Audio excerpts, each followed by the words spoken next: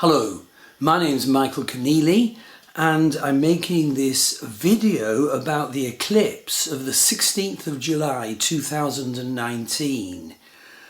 What it can mean in your life, in the lives of the people in your life, and how to deal with that.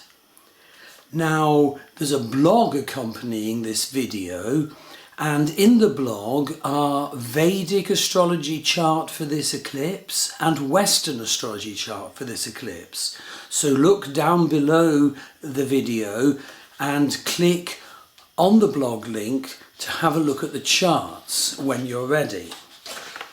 So the first point I want to make is that eclipses undam dammed up energy. That's basically what they do. And so the fact is that if we are on course in our life, then the undamming will be favourable and easily helpful and empowering to us. But if we're off course in our life in some important area, then the undamming of the eclipse will be apparently destructive, painful, disorientating. Anciently eclipses were the downfall of kings, according to the ancient Druids, for example. But they have the spiritual potential for us to lose a way of life that no longer served us, if indeed it ever did. To lose a way of life that is wrong or has gone wrong. Eclipses can have an effect which gives us an opportunity to destroy a false course forward. It can smash our prison walls. We call them our identity, what props us up. But in fact, they can be prison walls, codependent habits, repetitious scripts, wrong assumptions, being in the grip of wrong spiritual teachings and rules. And eclipses can smash all that and give us the opportunity to forge a new life, a life that is more in accord with our incarnational life purpose and our destiny and our proper course forward. So this leads to the second point, which is, how will eclipse affect me? So the key rules, I've actually done a separate video and blog which gives a guide on how will eclipse affect me. But the key rules are, if an eclipse falls on one of the planets in your chart, or close to, or on the ascendant, for example, then it will affect you potentially in a huge way. And the second important thing to judge is, what house in your birth chart does an eclipse fall in? You see, each house in the birth chart represents an area of life.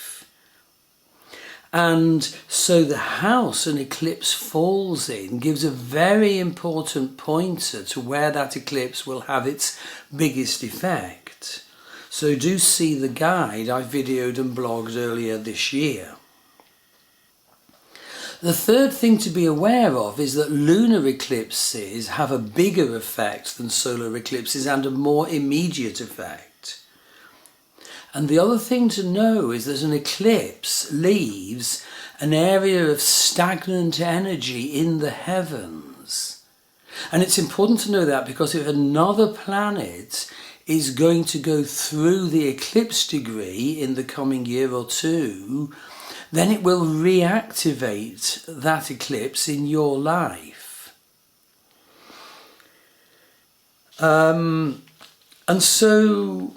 The other thing to note is that on the surface of the Earth, eclipses cause earthquakes and horrible weather.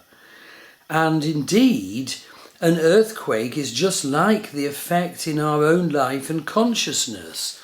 Because basically an earthquake occurs when pressure is building up two plates in the Earth's crust are pressing against each other. Pressure is building up more and more and more. And the earthquake is when it gets too much, the rock interface smashes, and indeed if it's beneath the surface of the sea, there's a tidal wave or a tsunami. And eclipse energies are like that, and indeed earthquakes frequently occur at the times of eclipses. And so an eclipse is so similar to an earthquake in our life if there's pressure stoked up. And if pressure is stoked up, it means we've been ignoring it, not seeing its spiritual purpose, not finding the way to heal or to even change our whole life setting if that's needed.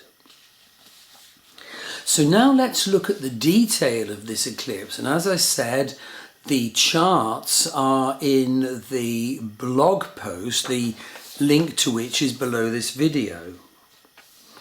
And if you want an astrology reading from me online, I do readings all over the world, and go to the buy page of my starwheelastrology.com website, where my readings are very, very thorough and caring and expert and combine both Western and Vedic astrology, very personalized to you. So, okay, the first thing to notice in this eclipse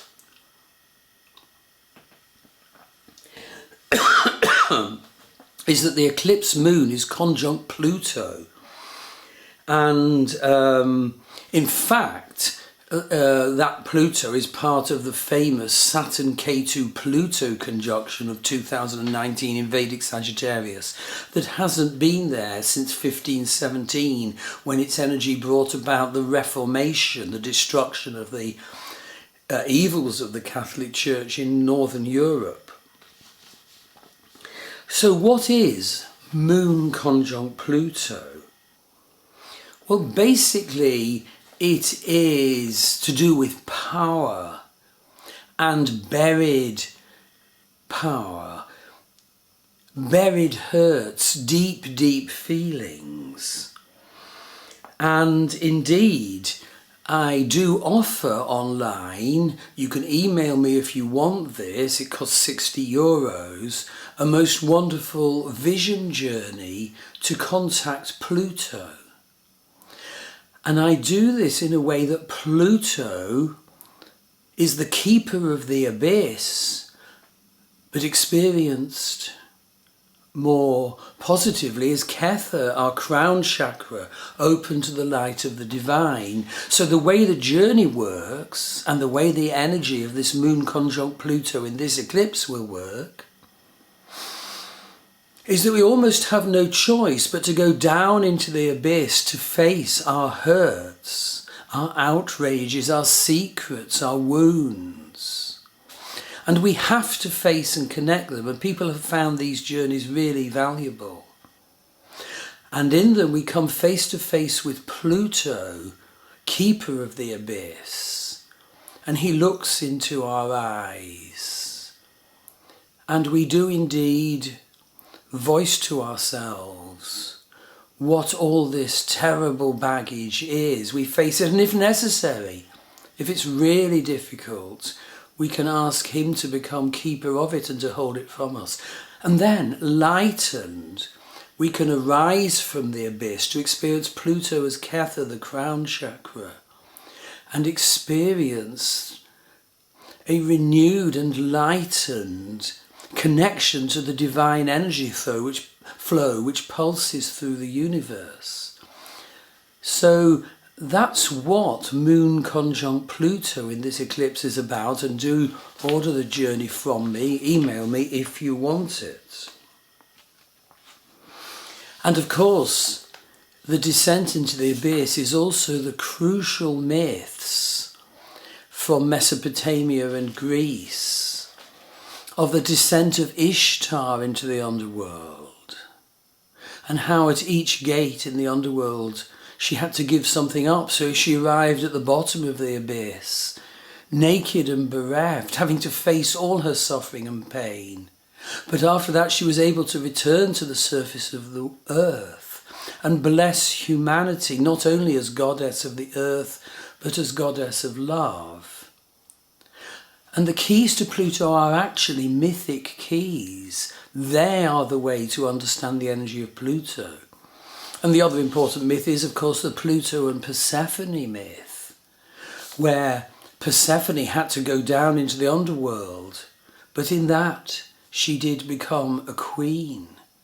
She became so empowered, although she also needed to keep touch with her mother, Demeter, the goddess of the earth. So, the next thing is that the eclipse moon is conjunct the Saturn-Ketu Pluto, well, the Saturn-Ketu part, the Saturn-Ketu conjunction of 2019. It is so important to understand that. Saturn and Ketu are retrograding side by side until November. And basically it is such a tense energy. There is so much tension around, and negatively it comes out as irritability, aggression or violence.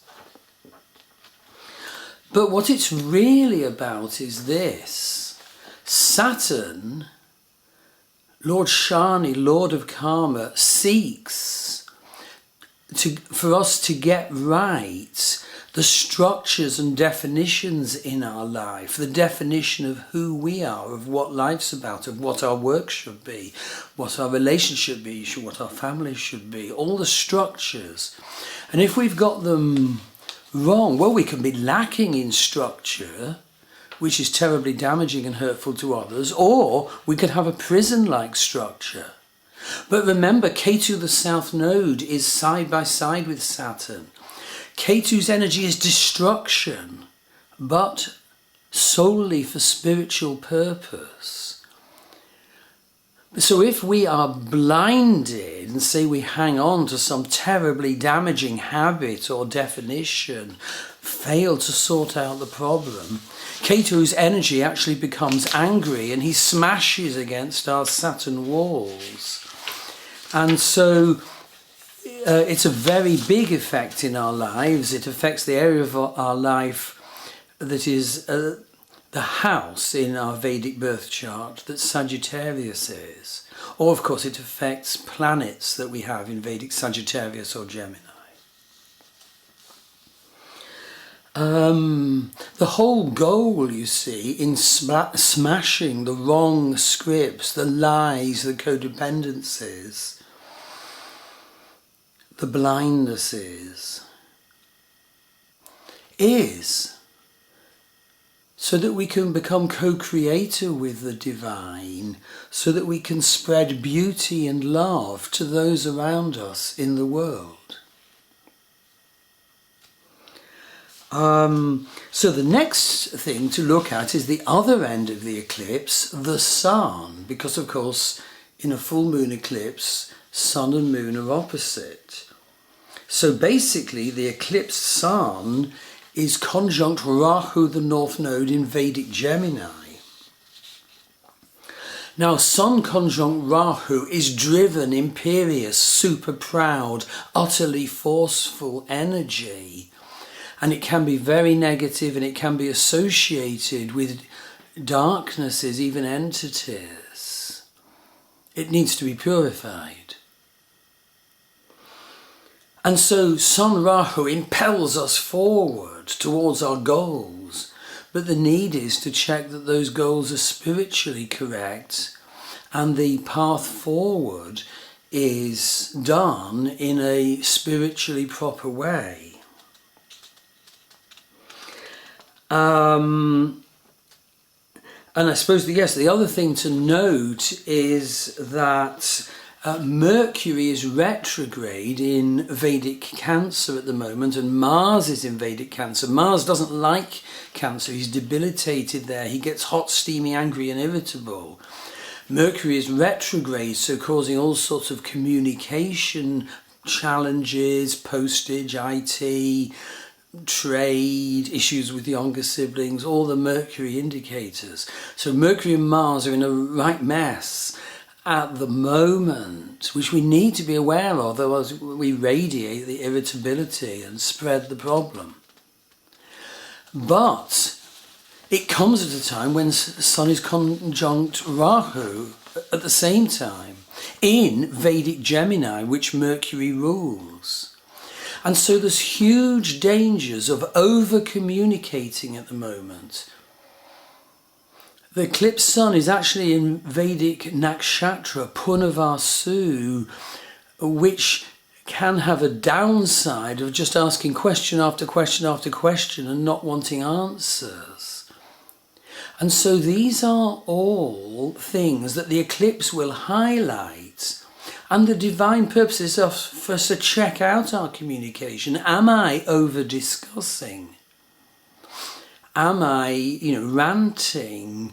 Some people make ranting for a living, but it's not good for the world. And if we chronically over-discuss, Mars is harmed. We lose our capacity for needed action as we discuss.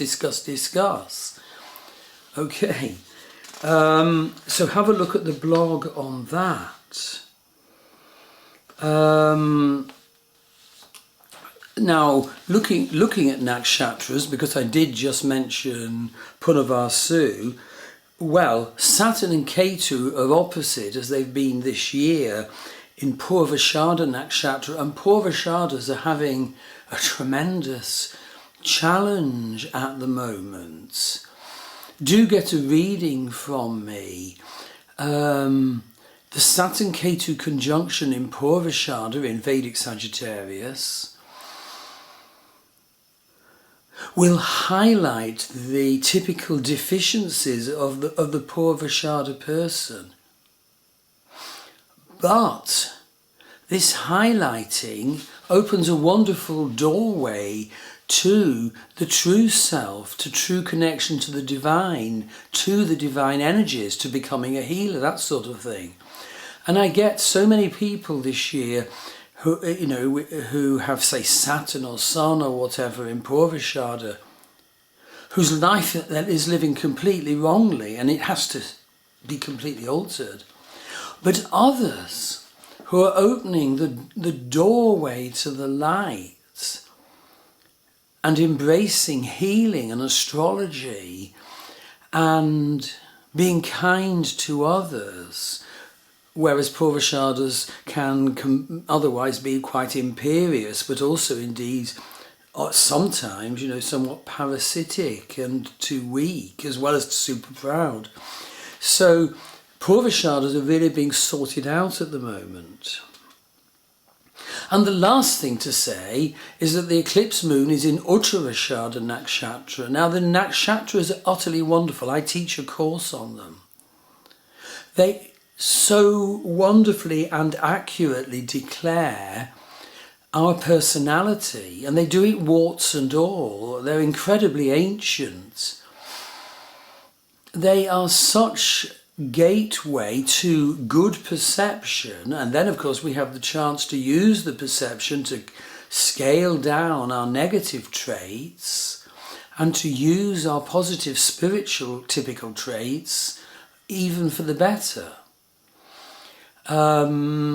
So the point I'm making is that with the eclipse moon, although in Vedic Sagittarius, actually being in Uttarashada Nakshatra, this is huge for people with planets in Uttarashada. If there's something wrong in their life now, if they're on course, it will be smashed. And so basically they have the choice of knowing this perception and thus cooperating with it, because the divine purpose is that their life should leave behind the crap job or the problem behaviour or the addiction or whatever it is, and open them to the solid greatness that Uttarashadas are capable of. So get in touch with me for a reading at this crucial time. And as I said, I combine both Western and Vedic astrology in my readings. They're very worthwhile. And you can have a look at my courses, my foundation course in Vedic astrology, various a bit more advanced courses, prediction nakshatras, bhavat bhavam and others. And I also absolutely rate psychodynamic Western astrology and have a course in that. And indeed my hallmark is the combination of Western astrology, psychodynamic Western astrology, evolutionary Western astrology, and Vedic astrology. And that combination is very needed supreme insight. Thanks very much.